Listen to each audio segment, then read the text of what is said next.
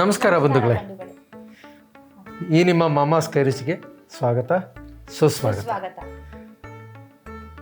ನಿಮ್ಮ ಸಹಕಾರಕ್ಕೆ ನಾವು ಅತ್ಯಂತ ಚಿರಋಣಿಗಳು. ಯಾಕೆಂದರೆ ಇತ್ತೀಚಿನ ದಿವಸಗಳಲ್ಲಿ ಎಲ್ಲರೂ ಲೈಕ್ ಮಾಡ್ತಾ ಇದ್ದೀರಾ, ನಮ್ಮ ಕಾರ್ಯಕ್ರಮವನ್ನು ನೋಡ್ತಾ ಇದ್ದೀರಾ, ಇಷ್ಟಪಡ್ತಾ ಇದ್ದೀರಾ.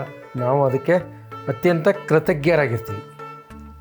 ಹಾಗಾಗಿ ಈಗ ಇವತ್ತು ಒಂದು ಕೇರಳದ ಸಾಂಪ್ರದಾಯಿಕ ಅಡುಗೆ, ತಮಿಳುನಾಡಲ್ಲೂ ಮಾಡ್ತಾರೆ, ಕೇರಳದಲ್ಲೂ ಮಾಡ್ತಾರೆ. ಇತ್ತೀಚಿನ ದಿನಗಳಲ್ಲೆಲ್ಲ ಮದುವೆ, ನಮ್ಮ ಕರ್ನಾಟಕದಲ್ಲೂ ಮದುವೆ ಎಲ್ಲ ಶುಭ ಸಮಾರಂಭಗಳಲ್ಲಿ ಎಲ್ಲದರಲ್ಲೂ ಅವಿಯಲ್ ಮಾಡೇ ಮಾಡ್ತಾರೆ. ಇವತ್ತಿನ ವಿಶೇಷ ಅಡುಗೆ ಕೇರಳ ಸ್ಟೈಲ್, ತ್ರಿಶೂರು, ಪಾಲಕ್ಕಾಡು. ಇದನ್ನು ಹೇಳ್ಕೊಟ್ಟಿರೋದು ನಮ್ಮ ಫ್ರೆಂಡು. ಅವ್ರು ಮೂಲತಃ ಕೇರಳದವರು, ತ್ರಿಶೂರ್ನವರು, ಅಯ್ಯರ್ಸು. ಅವ್ರು ನಮ್ಮೂರಿನಲ್ಲಿ ಹೋಟೆಲ್ ಇಟ್ಟಿದ್ರು. ಅವ್ರ ತಾತನ ಕಾಲದಲ್ಲಿ ಅವ್ರು ಬಂದಿದ್ರು. ಅವರು ಹೆಸರು ಸುಬ್ರಹ್ಮಣ್ಯಂ ಅಂತ, ಅವ್ರ ತಂದೆ ಹೆಸರು ಪದ್ಮನಾಭಯ್ಯರ್ ಅಂತ, ಅವರ ತಂದೆ ಹೆಸರು, ತಾತನ ಹೆಸರು ರಾಜಾಮಣಿ ಅಯ್ಯರ್ ಅಂತ. ಅವರ ಸೊಸೆ ಮುರುಗಣ್ಣ ಅವರು ಸುಬ್ರಹ್ಮಣ್ಯಂ ಅಂತ ಹೇಳಿದ್ನಲ್ಲ, ಅವ್ರು ಹೇಳ್ಕೊಟ್ಟಿದ್ರು, ನನಗೆ ಮರ್ತೋಗಿತ್ತು. ಈಗ ನಿನ್ನೆ ಅವರ ಪತ್ನಿ, ನನ್ನ ಪತ್ನಿ ಲಲಿತಾ ಅಂತ ಇದ್ದಾರೆ, ಅವರು ನನಗೆ ಈ ರೆಸಿಪಿ ಹೇಳ್ಕೊಟ್ರು. ಇವತ್ತು ಅವ್ರು ಬರಬೇಕಾಗಿತ್ತು, ನೀನು ಜಾಗದಲ್ಲಿ ಅವ್ರೇ ನಿಲ್ಬೇಕಾಗಿತ್ತು. ಕಾರಣಾಂತರಗಳಿಂದ ಅವ್ರು ಬಂದಿಲ್ಲ. ಈಗ ನೀನೇ ನೋಡ್ಕೊ ಇವತ್ತು ಹೇಗೆ ಮಾಡೋದು. ಇವತ್ತು ಈ ಅವಿಯಲ್ಲಿಗೆ ಕೃತಜ್ಞತೆ ಹೇಳಬೇಕಾದ್ದು ನಾವು ಲಲಿತಾ, ಶ್ರೀಮತಿ ಲಲಿತಾ ಅವ್ರಿಗೆ. ಊಟ ಶುರು ಮಾಡೋಣ. ಏನು avial, Palghat style, Thrissur style, Kerala style avial ಮಾಡೋಣ ಇವತ್ತು. ಅದಕ್ಕೆ ಈಗ ಬೇಕಾದಂಥ ಪದಾರ್ಥ ಏನೇನು ಬೇಕು ಅಂತ: ಸೂರಣಗೆಡ್ಡೆ, ಮೊಸರು, ಆಲೂಗೆಡ್ಡೆ, ತೆಂಗಿನಕಾಯಿ, ಕೊತ್ತಂಬರಿ ಸೊಪ್ಪು, ಗೆಣಸು, ಬಾಳೆಕಾಯಿ, ಕರಿಬೇವಿನ ಸೊಪ್ಪು, ಚಪ್ರದವರೆಕಾಯಿ, ಗೋರಿಕಾಯಿ, ಬೀನ್ಸು, ಇದು ನುಗ್ಗೆಕಾಯಿ. ಇಷ್ಟು ಐಟಮ್ ಬೇಕು. ಈಗ ಪ್ರಾರಂಭ ಮಾಡೋಣ. ಸ್ಟವ್ ಹಚ್ಕೊಳ್ಳೋಣ. ಸರಿ.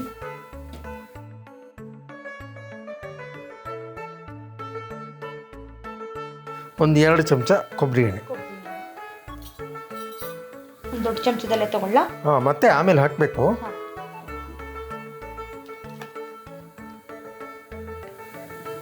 ಸಾಕು ಸಾಕು. ಒಂದು 2 ಚಮಚ ಎಣ್ಣೆ ಹಾಕೋಣ. ಆಗಲೇ 2 ಚಮಚ ಹಾಕಿದ್ದೆ, ಇನ್ನೊಂಚೂರು ಹಾಕಿದ್ದೆ. ಓಕೆ. ಒಂದು ಸ್ವಲ್ಪ ಜೀರಿಗೆ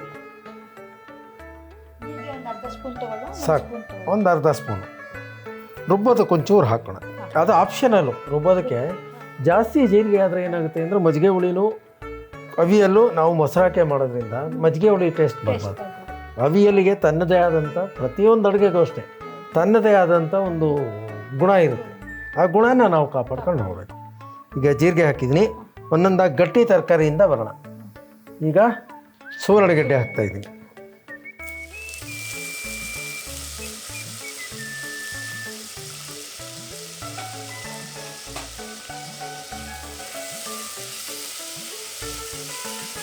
ಈಗ ಗೋರಿಕಾಯಿ,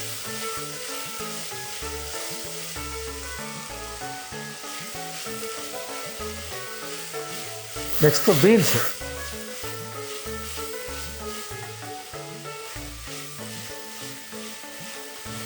ಗೆಣಸು,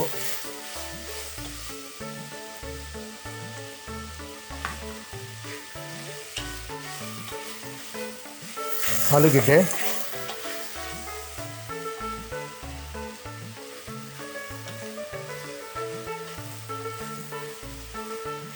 ಬಾಳೆಕಾಯಿ,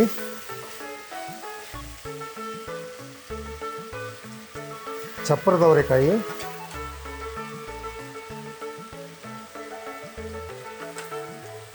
ನುಗ್ಗೆಕಾಯಿ, ಹಾಂ, ಸ್ವಲ್ಪ ಕರಿಬೇವು.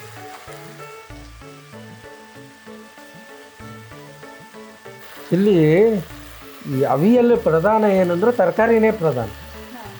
ಎಲ್ಲ ಪೌಷ್ಟಿಕಾಂಶಗಳು ಇದೆ. ಈಗ ಯಾವ್ಯಾವ ತರಕಾರಿ ಹಾಕಿದೆಯೋ ಅದಕ್ಕೆ ವೈಯಕ್ತಿಕವಾಗಿ ಒಂದೊಂದು ಪೌಷ್ಟಿಕಾಂಶ ಇದ್ದೇ ಇರುತ್ತೆ.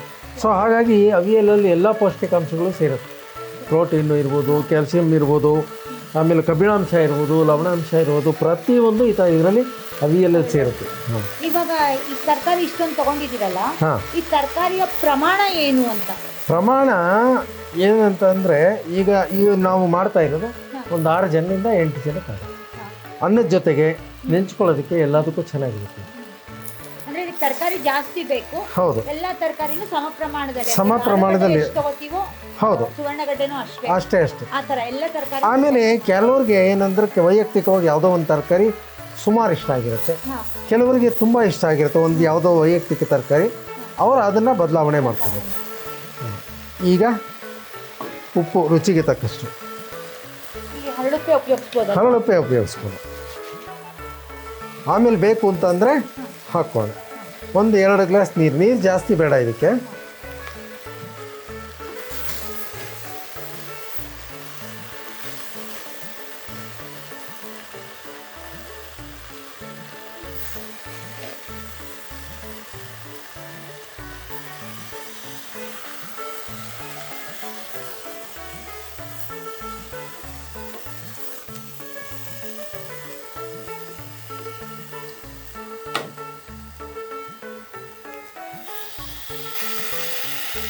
ಸಾಕು, ಇದು ಮುಳುಗೋಷ್ಟು ನೀರಿದ್ರು ಮುಳುಗೋಷ್ಟು ಬೇಕಾಗಿಲ್ಲ. ತರಕಾರಿ ಏನು ಸೀದೋಗೋದು ಆ ರೀತಿ ಏನಾಗಲ್ಲ. ಸಾಕು, ಈಗ ನೀರು ಸಾಕು, ಹಬೆನಲ್ಲೇ ಬೆಂದ್ಬಿಡುತ್ತೆ. ಕುಕ್ಕರ್ ಮುಚ್ಚಿಬಿಟ್ಟು 2 ವಿಷಲ್. ಇದು ತುಂಬಾ ಬೇಯಬಾರ್ದು, ತುಂಬ ಮೆತ್ತಗಾಗೋಷ್ಟು ತರಕಾರಿನೂ ಬೇಯಬಾರ್ದು. ಒಂದು ಲೆವೆಲ್ಗೆ ಅಂದರೆ ಅರ್ಧ ಮುಕ್ಕಾಲು ಬೆಂದರೆ ಸಾಕಿದೆ. ಈಗ 1 ವಿಷಲ್ ಅಥವಾ 2 ವಿಷಲ್ ಕೂಗಿಸ್ಕೊಂಬಂದು, ಹೊಸ ಕುಕ್ಕರ್ ಅದರಿಂದ 2 ವಿಷಲ್ ಬೇಡ, 1 ವಿಷಲ್ ಸಾಕು. ಕೂಗಿಸ್ಕೊಂಡು ಮತ್ತೆ ಬರೋಣ.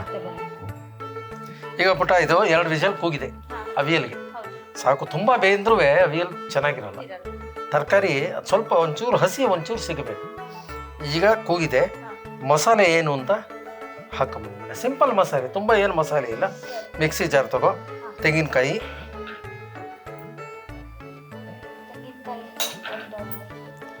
ಇದಕ್ಕೆ ಸ್ವಲ್ಪ ತೆಂಗಿನಕಾಯಿ ಜಾಸ್ತಿ ಬೇಕು ಅವಿಯಲ್ಗೆ. ಅರ್ಧ ಕಪ್ ಸಾಕಾ ಅಥವಾ ಇನ್ನೂ ಜಾಸ್ತಿ ಬೇಕು? ಇನ್ನು ಸ್ವಲ್ಪ ಜಾಸ್ತಿ ಹಾಕು. ಓಕೆ, ಸಾಕು. ಸ್ವಲ್ಪ ಜೀರಿಗೆ ಆಪ್ಷನಲ್ಲು, ಬೇಕು ಅಂದ್ರೆ ಹಾಕೋಬೋದು. ಜೀರಿಗೆ ಪ್ರಮಾಣ ಜಾಸ್ತಿ ಆದರೆ ಏನಾಗುತ್ತೆ ಅಂದರೆ ಆಗಲೇ ಹೇಳಿದೆ ನಾನು, ಮಜ್ಜಿಗೆ ಹುಳಿ ಟೈಪ್ ಆಗೋಗ್ಬಿಡುತ್ತೆ. ಹಾಗಾಗಿ ಎಷ್ಟು ಬೇಕೋ ಅಷ್ಟೇ, ಒಂದು ಅರ್ಧ ಸ್ಪೂನ್ ಸಾಕು. ಹಸಿರು ಮೆಣಸಿನ್ಕಾಯಿ ನೀನು ಖಾರ ಎಷ್ಟು ಬೇಕೋ ಅಷ್ಟು. ಖಾರ ಸ್ವಲ್ಪ ಕಡಿಮೆನೇ ಇದ್ರೆ ಚೆನ್ನಾಗಿರುತ್ತೆ ಅಂತ. ನಮ್ಮ ಇವತ್ತೊಬ್ಬರು ಅತಿಥಿ ಬಂದಿದ್ದಾರೆ, ಉಡುಪಿಯಿಂದ ಬಂದಿದ್ದಾರೆ, ಅಶ್ವಿನಿ ಅಂತ. ಅವರು ಈ ಅವಿಯಲ್ನೆಲ್ಲ ಕೇರಳದಲ್ಲಿ ಮದುವೆಗಳಲ್ಲಿ ಅವರು ಉಡುಪಿನಲ್ಲಿ ಮಾಡೋ ಅವಿಯಲ್ಲು ಎಲ್ಲ ಟೇಸ್ಟ್ ಮಾಡಿದ್ದಾರೆ. ನಮ್ದೇನಾರ ವ್ಯತ್ಯಾಸ ಇದೆಯಾ, ನಮ್ದೇನಾರ ಸರಿ ಇದೆಯಾ ಅನ್ನೋದನ್ನ ಅವ್ರ ಬಾಯಲ್ಲಿ ಕೇಳ. ಯಾಕೆಂದ್ರೆ ನೀನು ನಾವು ಹೊಗಳಿದ್ರೆ ಅಥವಾ ಉತ್ಪ್ರೇಕ್ಷೆ ಮಾಡಿದ್ರೆ ಅಥವಾ ಏನೋ ಒಂದು ಹೇಳಿದ್ರೆ ಜನಗಳಿಗೆ ಅದು ಇವರೇ ಹೊಗಳ್ಕತ್ತಾರೆ ಇವ್ರು ಮಾಡೋ ಪದಾರ್ಥ ಅಂತ ಅನ್ಸುತ್ತೆ. ಅವರು ಅಶ್ವಿನಿ ಅವ್ರು ಬರ್ತಾ ಇದ್ದಾರೆ, ಅವ್ರು ನಮ್ಮ ಅತಿಥಿ. ಅದಕ್ಕೆ ಖಾರ ಮೀಡಿಯಂ ಆಗಿ ಹಾಕೊಂಡ್ವಾ, ಅವ್ರ ರುಚಿ ನಮಗ್ ಗೊತ್ತಿಲ್ಲ, ಅದರಿಂದ ತುಂಬಾ ಖಾರ. ಅಶ್ವಿನಿ ಅವರೇ, ನಿಮಗೆ ಖಾರ ಜಾಸ್ತಿ ಬೇಕಾ ಕಮ್ಮಿ ಬೇಕಾ? ಕಮ್ಮಿ ಅಂತ ಹಂಗಿದ್ರೆ ಒಂದು 2 ಮೆಣಸಿನ್ಕಾಯಿ ಸಾಕು. ಆಮೇಲೆ ಇದನ್ನ ಮಿಕ್ಸಿ ಹಾಕಿ ರುಬ್ಕೊಂಬ. ತುಂಬಾ ನೈಸ್ ಏನ್ ಬೇಕಿಲ್ಲ, ಸ್ವಲ್ಪ ರಫ್ ಇರಬೇಕು. ಓಕೆ, ಈಗ ಅವಿಯಲಿಗೆ 2 ವಿಷಲ್ ಕೂಗಿದೆ. ನಾನು ತುಂಬ ಸಲ ಹೇಳ್ತಾ ಇರ್ತೀನಿ, ಮತ್ತೆ ಹೇಳ್ತೀನಿ. ಯಾಕೆಂದ್ರೆ ಆ ಅನುಭವ ನನಗಾಗಿದೆ, ಹಿಂದೆ ಎಲ್ಲ ಹೇಳಿದ್ದೀನಿ ನಾನು. ಆ ಅನುಭವ ಬೇರೆ ಯಾರಿಗೂ ಆಗೋದು ಬೇಡ. ಹಾಗಾಗಿ ವೆಯ್ಟನ್ನ ಎತ್ಬಿಟ್ಟು ಕುಕ್ಕರ್ ಮುಚ್ಚಳ ತೆಗೆದುಬಿಟ್ಟು, ಈಗ ಮಸಾಲೆ ಆಗಲೇ ತೋರಿಸೋದಲ್ಲ ಅದನ್ನು ರುಬ್ಕೊಂಬಂದಿದೆಯಾ, ಅದನ್ನೇ ಇದಕ್ಕೆ ಹಾಕ್ಬಿಡ್ಬಿಟ್ಟ. ಸ್ವಲ್ಪ ಮೊಸರು ಹಾಕಿ ರುಬ್ಕೊಂಬಂದಿದೆಯಾ? ಹಾಂ, ಸ್ಟವ್ ಆನ್ ಮಾಡ್ಲಾ?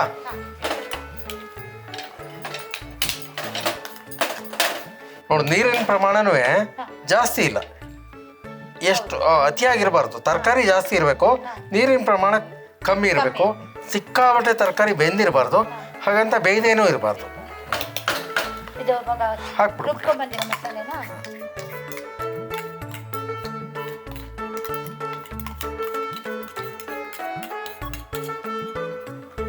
ಲೈಟಾಗಿ ಒಂಚೂರು ನೀರು ಹಾಕ್ಬಿಟ್ಟು, ಜಾಸ್ತಿ ಬೇಡ.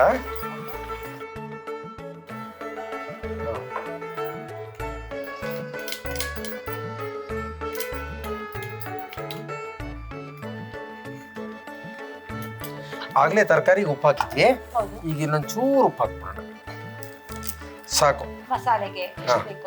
ಆಮೇಲೆ ನೋಡ್ಬಿಟ್ಟು ಬೇಕು ಅಂದ್ರೆ ಉಪ್ಪು ಹಾಕೋಬೋದು. ಇದಕ್ಕೆ ಮೊಸರು, ವೆರಿ ಗುಡ್. ಹಾಗೆ ಶೇಕ್ ಮಾಡಿ ಮೊಸರನ್ನ ಹಾಕು. ಸ್ವಲ್ಪ ಬೀಟ್ ಮಾಡ್ಬಿಟ್ಟು ಬಿಟ್ರೆ ಹೌದು.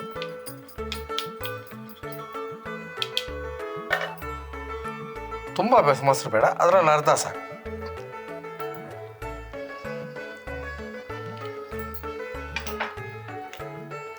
ಒಂದು ಕುದಿ ಬಂದರೆ ಸಾಕು. ಈ ಹಂತದಲ್ಲಿ ಕೊಬ್ಬರಿ ಎಣ್ಣೆ 1-2 ಚಮಚ. ನಾವು ಆಗಲೇ ಒಗ್ಗರಣೆಗೆ ಇದರಲ್ಲಿ ಕೊಬ್ಬರಿ ಎಣ್ಣೆನೇ ಪ್ರಧಾನ. ಕೊಬ್ಬರಿ ಎಣ್ಣೆ ಫ್ಲೇವರೇ ಜಾಸ್ತಿ ಬರಬೇಕು.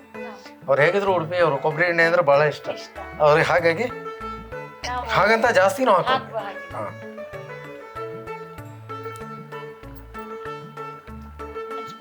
ಹಾಕು. ಇನ್ನೊಂದು 1 ಸ್ಪೂನ್ ಹಾಕಿ. ಓಕೆ,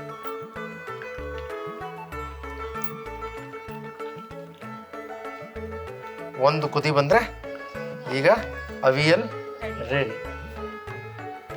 ಘಮಾನು ಚೆನ್ನಾಗಿ ಬರ್ತಾ ಇದೆ. ಘಮಾನು ಚೆನ್ನಾಗಿ, ಹೌದು ಹೌದು ಹೌದು, ನಿಜ ನಿಜ, ಪರಿಮಳ ಹೌದು, ತುಂಬಾ ಚೆನ್ನಾಗಿ ಬರ್ತಾ ಇದೆ.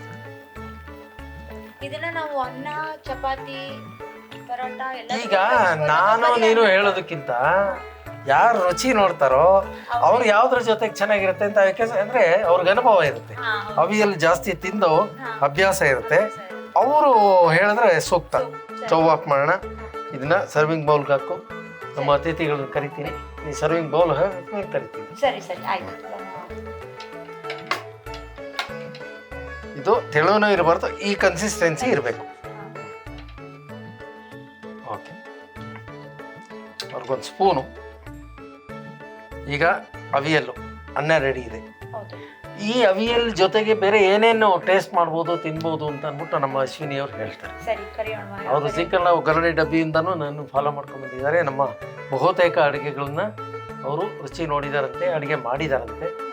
ಅವ್ರಿಗೆ ಇಷ್ಟ ಆಗಿದೆಯಾ ಇಷ್ಟ ಆಗಿಲ್ವಾ ಅನ್ನೋದನ್ನ ಅವರೇ ಹೇಳ್ತಾರೆ. ಅಶ್ವಿನಿ ಅವರೇ ದಯವಿಟ್ಟು ಬನ್ನಿ. ನಮ್ಮ ಈ ಅಡುಗೆನ ದಯಮಾಡಿ ರುಚಿ ನೋಡಿ. ನಿಮಗೇನು ಮೇಕಪ್ಪೇ ಬೇಕಾಗಿಲ್ಲ, ಹಾಗೆ ಕಲರ್ಫುಲ್ ಆಗಿದ್ದೀರಾ. ರುಚಿ ನೋಡಿ, ನಿಮ್ಮ ಅಭಿಪ್ರಾಯ ತಿಳಿಸಿ.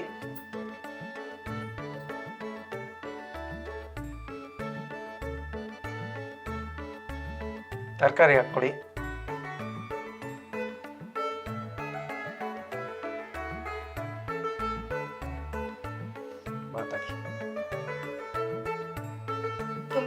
ಮಾತಾಡಿ, ಟೇಸ್ಟ್ ನೋಡ್ಬಿಟ್ಟು ಮಾತಾಡಿ.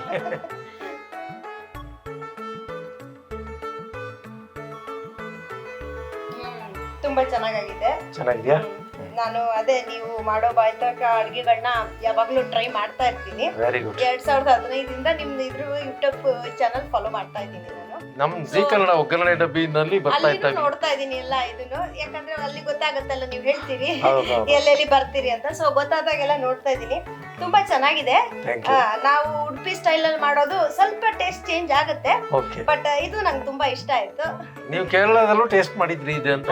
ಹೌದು, ಅದಕ್ಕೆ ಹತ್ರವಾಗಿದೆಯಾ? ನನ್ನ ಫ್ರೆಂಡ್ಸ್ ಮದ್ವೆಗಳಲ್ಲೆಲ್ಲ ಟೇಸ್ಟ್ ಮಾಡಿದೀನಿ. ಹಾಗೆ ಇದೆ. ಹಾಗೆ ಇದು ಚಪಾತಿ ಜೊತೆ, ನಾವು ಪರೋಟ ಜೊತೆ, ಇದ್ರ ಜೊತೆ, ಅನ್ನದ ಜೊತೆ ಎಲ್ಲ ತಿಂತೀವಿ. ಅನ್ನದ ಜೊತೆ ತುಂಬಾ ನಮ್ಗೆ ಹಿತಕರ ಅನ್ಸುತ್ತೆ. ಯಾಕಂದ್ರೆ ಮೇನ್ ರೈಸ್ ನಮ್ದು ಉಡುಪಿಯಲ್ಲಿ ಅನ್ನ ಅಲ್ವಾ, ಸೊ ಹಾಗಾಗಿ ನಮ್ಗೆ ಅನ್ನದ ಜೊತೆ ಖುಷಿ ಅನ್ಸುತ್ತೆ. ಅಲ್ಲಿ ಕುಸುಬ್ಲಕ್ಕಿನೂ ಇದೆ. ಬಹುಶಃ ಇದು ಕುಸುಬ್ಲಕ್ಕಿ ಸೆಟ್ ಆಗಲ್ಲ ಅನ್ಸುತ್ತೆ. ಇಲ್ಲ, ಆಗುತ್ತೆ. ಸ್ವಲ್ಪ ಖಾರವಾಗಿ ಮಾಡ್ಕೊಂಡ್ರೆ ಅದಕ್ಕೆ ತುಂಬಾ ಚೆನ್ನಾಗಿ ಹೊಂದ್ಕೊಡುತ್ತೆ. Very good. ಅದೇ ನೀವು ಮಾಡೋದ್ ನೋಡಿ ನಾನು ಟ್ರೈ ಮಾಡ್ತಾ ಇರ್ತೀನಿ. Thank you. ಅವಿಯಲ್ ಮಾಡಿ, ನೀವು ಮೊದಲು ಮಾಡ್ತೀರಾ? ಈ ಟೈಪ್ ಒಂದ್ಸಲ ಮಾಡಿ ನೋಡಿ. ಹಾಗೆ ನಮ್ಮ ಮಾಮಾಸ್ ಕೈ ರುಚಿನ ನಿಮಗೂ ವೀಕ್ಷಕರೇ, ನಿಮಗೂ ಸೇರಿಸಿ ನಮ್ಮ ಅಶ್ವಿನಿ ಅವ್ರಿಗೂ ಸೇರಿಸಿ ಹೇಳ್ತಾ ಇದ್ದೀವಿ. ದಯಮಾಡಿ ಲೈಕ್ ಮಾಡಿ, ಶೇರ್ ಮಾಡಿ, ಸಬ್ಸ್ಕ್ರೈಬ್ ಮಾಡಿ, ಹಾಗೂ ಬೆಲ್ ಐಕಾನ್ನ ಒತ್ತೋದನ್ನು ಮರಿಬೇಡಿ. ಹಾಗಾಗಿ ಬೆಲ್ ಐಕಾನ್ನ ಒತ್ತಿದ್ರೆ ನಮ್ಮ ಹೆಚ್ಚಿನ ಅಡುಗೆಗಳನ್ನು ನೀವು ವೀಕ್ಷಿಸ್ಬೋದು. ನಮಸ್ಕಾರ ಬಂಧುಗಳೇ, ಮುಂದಿನ ಎಪಿಸೋಡಲ್ಲಿ ಸಿಗೋಣ.